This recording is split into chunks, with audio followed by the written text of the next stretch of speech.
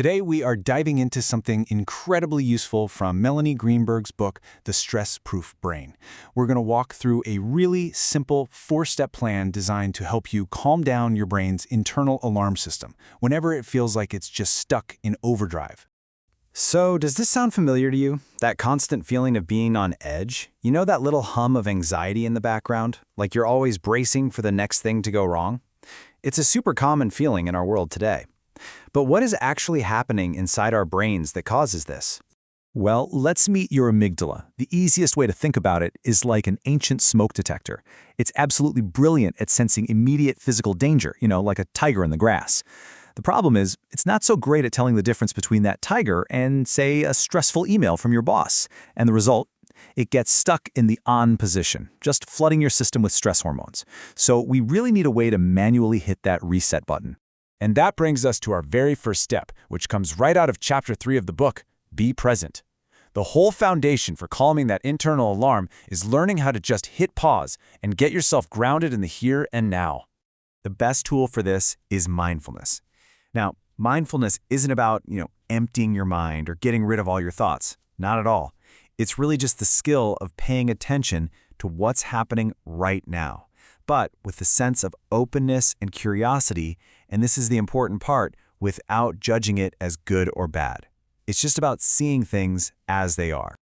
So, what does being in a mindful state actually feel like? Well, it's kind of like you're taking a step back, becoming an observer of your own experience.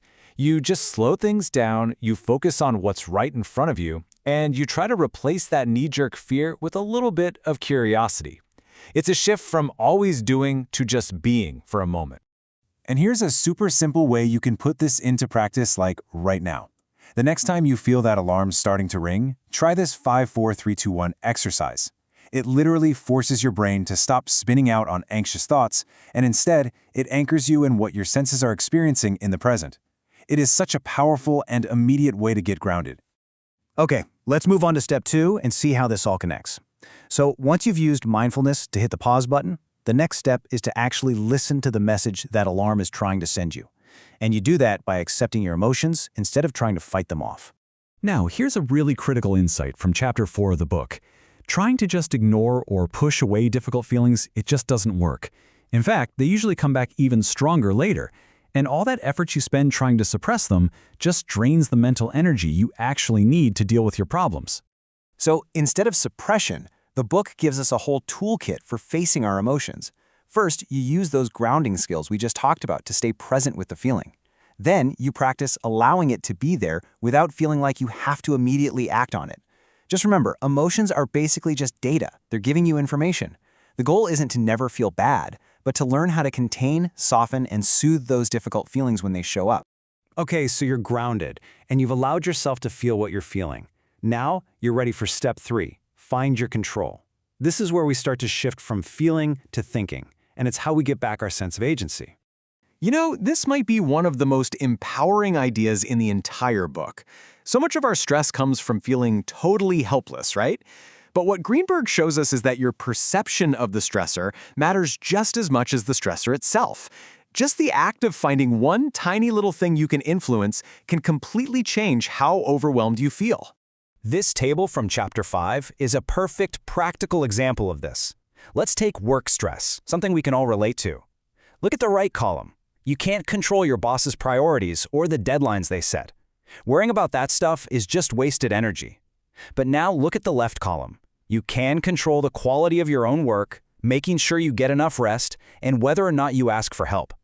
Focusing your energy right there, that's the key to building real resilience.